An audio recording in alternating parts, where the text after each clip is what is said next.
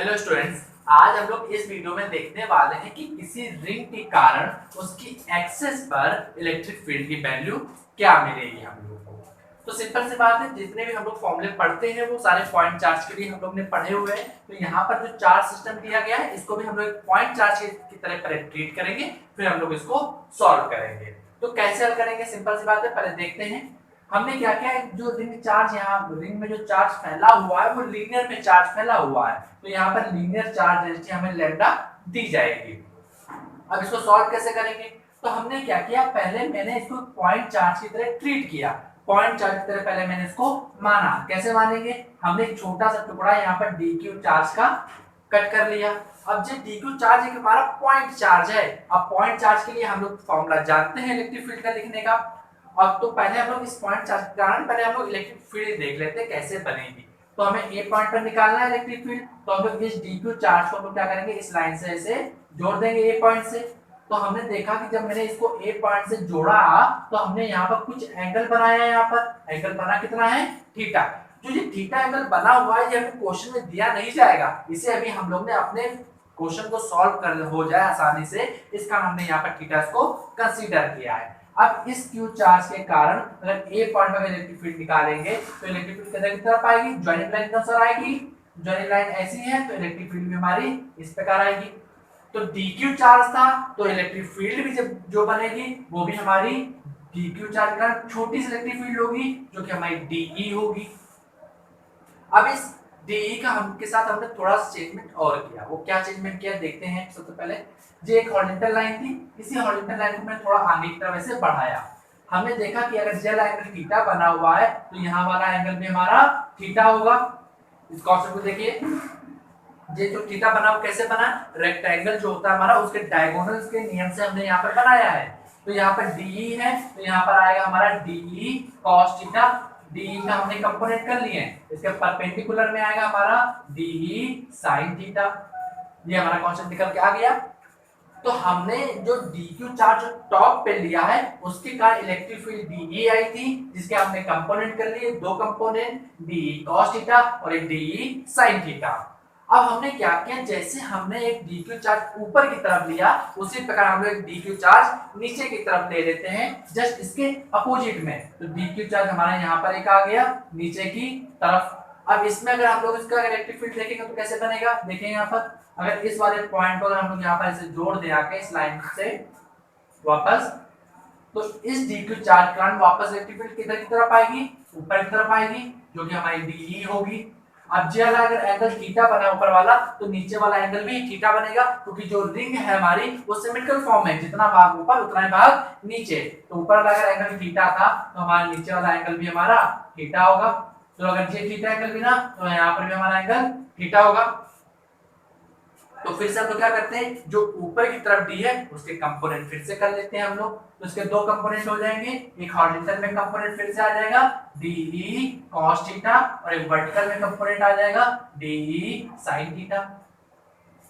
तो आप देखेंगे कि हमारे नीचे वाले de के भी हमने दो कंपोनेंट कर लिए थे, de cos theta de sin theta. तो हमारे जो de था हमारा वो एक तरह से ना के बराबर यूज होगा, मतलब यूज ही नहीं करेंगे क्योंकि हमने तो उसके कंपोनेंट कर लिए हैं। जैसे ऊपर वाला था इसके भी हमने दो कंपोनेंट कर लिए हैं, तो हम लोग इसको अब भूल जा रहे हैं, इसको हम लोग छोड़ दे रहे हैं। तो अब हमारा कुछ क्रॉस वेक्टर इस प्रकार बचा। हम लोग जानते हैं कि जो de है या फिर इलेक्ट्रिक फील्ड है वो वेक्टर क्वांटिटी होती है और उसको डायरेक्शन लेके हल करते हैं। और डायरेक्शन में सिंपल सी कॉन्सेप्ट है, अगर अपोजिट डायरेक्शन में है तो कट जाते हैं, सेम डायरेक्शन में है तो जुड़ जाते हैं। तो हमने देखा कि de sin थीटा एक ऊपर की तरफ है और एक नीचे की तरफ है, दोनों इक्वल है, तो दोनों क्या होंगे, कैंसिल आउट हो जाएंगे, बचेंगे नहीं। तो हमारे पास जो नेट इलेक्ट्रिक फील्ड बची है वो केवल कहां की तरफ आई है, x एक्सिस के अलोंग इलेक्ट्रिक फील्ड हमारी निकल के आई है। तो यहाँ पर हम लोग x एक्सिस के अलोंग इलेक्ट्रिक फील्ड को लिख ले रहे हैं। तो dex मतलब क्या, x एक्सिस में इलेक्ट्रिक फील्ड छोटी सी जो है बराबर कितने कंपोनेंट हमारे पास, दो कंपोनेंट है de cos थीटा के, तो 2 times of de cos theta. अब हमने कहा ये दो चार्जेस को हमने लिया था और दोनों चार्जेस के कारण इलेक्ट्रिक फील्ड को हमने यहाँ पर लिखा हुआ है।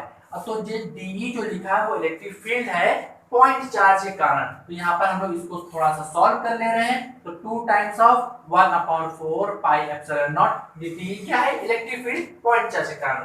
तो 1/4 pi epsilon not, point charge हमारा कौन सा है, dq अपॉन डिस्टेंस। देखिए इस dq से एक पॉइंट के पीछे डिस्टेंस कितनी है, बेस हमारा x है, परपेंडिकुलर r है, तो हाइपोटेनस जो आएगा हमारा अंडर रूट के अंदर r² प्लस x², ये हमारा बनेगा।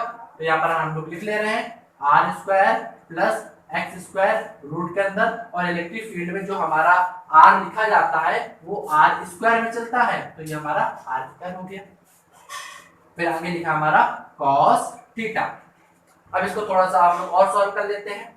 जैसा कि मैंने आपसे कहा था कि जो थीटा है इसको हमने लेट किया है, यहाँ पर इस थीटा में को हमें क्वेश्चन में गिवन नहीं था, तो हमें इस थीटा को यहाँ से रिमूव करना पड़ेगा, सब्स्टिट्यूट करना पड़ेगा इसकी जगह को। तो कैसे सॉल्व करेंगे, देखिए हमें बेस दिया जाएगा और परपेंडिकुलर दिया जाएगा, तो cos थीटा की वैल्यू आप इस ट्रायंगल से निकाल सकते हो, जो यहाँ पर ट्रायंगल ऊपर की साइड बना हुआ है। cos थीटा बराबर क्या होता है, बेस अपॉन हाइपोटेनियस। तो cos थीटा की वैल्यू हम लोग लिख सकते हैं direct 2 times of dq upon 4 pi epsilon naught under root के अंदर। एक चीज देखिए, स्क्वायर से हमारा रूट क्या होगा, कैंसिल हो जाएगा, तो हमारे पास जो बचेगा ब्रैकेट के अंदर r² प्लस x²। और cos थीटा का फॉर्मूला लिखा जाए तो बेस अपॉन हाइपोटेनस, बेस होता है हमारा x, हाइपोटेनस होता है हमारा अंडर रूट के अंदर r² प्लस x²।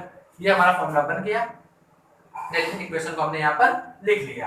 अब हम लोगों ने देखा कि जो हमारी इलेक्ट्रिक फील्ड निकल के आई है, ये छोटी सी इलेक्ट्रिक फील्ड निकल के आई है एक्स एक्सिस में, जो कि केवल 2 पॉइंट चार्जेस के कारण निकली है। लेकिन ऐसे 2 पॉइंट चार्ज थोड़ी ना होंगे, हमारे तो कई सारे पॉइंट चार्ज होंगे ना, तो ये सारे पॉइंट चार्ज को जब हम लोग जोड़ देंगे, कंबाइन कर देंगे, तो हमें नेट इलेक्ट्रिक फील्ड निकल आएगी। तो मतलब क्या हुआ कि हमें यहाँ पर कॉन्सेप्ट यूज करना पड़ेगा इंटीग्रेशन का। तो हम लोग यहाँ पे यूज कर ले रहे हैं इंटीग्रेशन dEx बराबर integration of 2 times of dq upon 4 pi epsilon not. एक चीज देखिए यहाँ पर जे भी r² प्लस x² है, जे भी r² प्लस x² है, इसकी पावर 1 है और इसकी पावर 1/2 है। तो अगर पावर्स को अगर मल्टीप्लिकेशन में क्या होता है, पावर्स ऐड होती हैं, तो इन दोनों पावर क्या होंगी, ऐड हो जाएंगी, जो कि हमारा बचेगा r² प्लस x² की पावर 3/2। ऊपर साइड हमारे पास एक क्या लिखा था, x लिखा था मल्टीप्लिकेशन में, तो x लिख दिया हम लोग ने। अब देखिए जो जो कांस्टेंट है उसको हम लोग बाहर निकाल ले रहे हैं, तो हमारा x कांस्टेंट है, बाहर निकाल लिया 4 पाई एप्सिलॉन नॉट ब्रैकेट के अंदर r² प्लस x² की पावर 3/2 आ गया, integration of 2 times of dq और इंटीग्रेशन ऑफ dEx, मतलब x एक्सिस के सभी कंपोनेंट, छोटे-छोटे जो कंपोनेंट है उनको जब हम लोग जोड़ लेंगे तो नेट इलेक्ट्रिक फील्ड हमारी x एक्सिस में निकल के आ जाएगी। एक चीज देखिए, मैंने यहाँ पर 2 टाइम्स ऑफ dq लिया है, क्यों लिया है, देखिए हम लोग जो क्वेश्चन को जब हम लोग सॉल्व कर रहे हैं तो यहाँ पर हमने क्वेश्चन में एक dq को लेकर इलेक्ट्रिक फील्ड नहीं लिखी थी, हमने 2 dq को लिया था, एक ऊपर वाला और एक नीचे वाला। इसी कारण जब हम लोग जोड़ेंगे चार्ज को तो इन दो चार्जेस को लेके कंबाइंड लेके इंटीग्रेट करेंगे, तभी मैंने यहाँ पर 2 चार्जेस को लेके इंटीग्रेट किया है। अब देखिए 2 dq मतलब क्या, ऐसे 2 dq कई सारे होंगे, मतलब जब सबको जोड़ देंगे तो हमारे पास टोटल चार्ज निकल के आ जाएगा। तो यहाँ पर हम लोग इसको लिख लेते हैं x upon 4 pi epsilon not bracket के अंदर r² प्लस x² की पावर 3/2, और जब इसको हम लोग ऐड कर देंगे, इंटीग्रेट कर देंगे, तो हमारे पास आ जाएगा q टोटल। तो ये हमारे पास चार्ज निकल के आ जाएगा। और तो हमारी x एक्सिस में इलेक्ट्रिक फील्ड हम लोग को पता चल गई, ये रही हमारी x एक्सिस में इलेक्ट्रिक फील्ड। जब आपको q का मान दे दिया जाए कि रिंग में कितना चार्ज फैला हुआ है, तो q की वैल्यू यहाँ रख देंगे, x की वैल्यू रख देंगे, r की वैल्यू रख देंगे और हमें आंसर पता चल जाएगा। लेकिन कभी-कभी क्वेश्चन में क्या होता है, आपको q का मान नहीं दिया जाएगा, वहां पर आपको लीनियर चार्ज डेंसिटी दी जाएगी, तो उसको कैसे सॉल्व करेंगे उसको भी देख लेते हैं।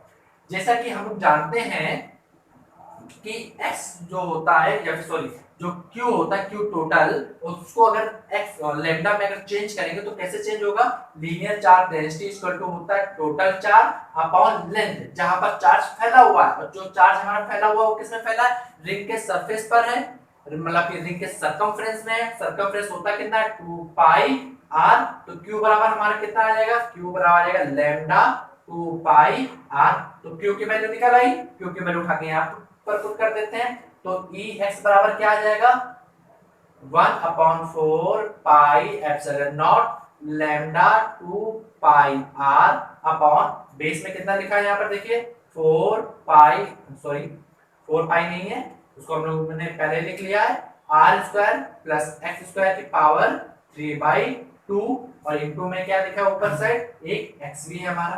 तो ये हमारा निकल के आ गया एक्स एक्सिस में इलेक्ट्रिक फील्ड। अगेन फॉर्मूला हम लोग को मिल गया इन टर्म ऑफ लैम्डा।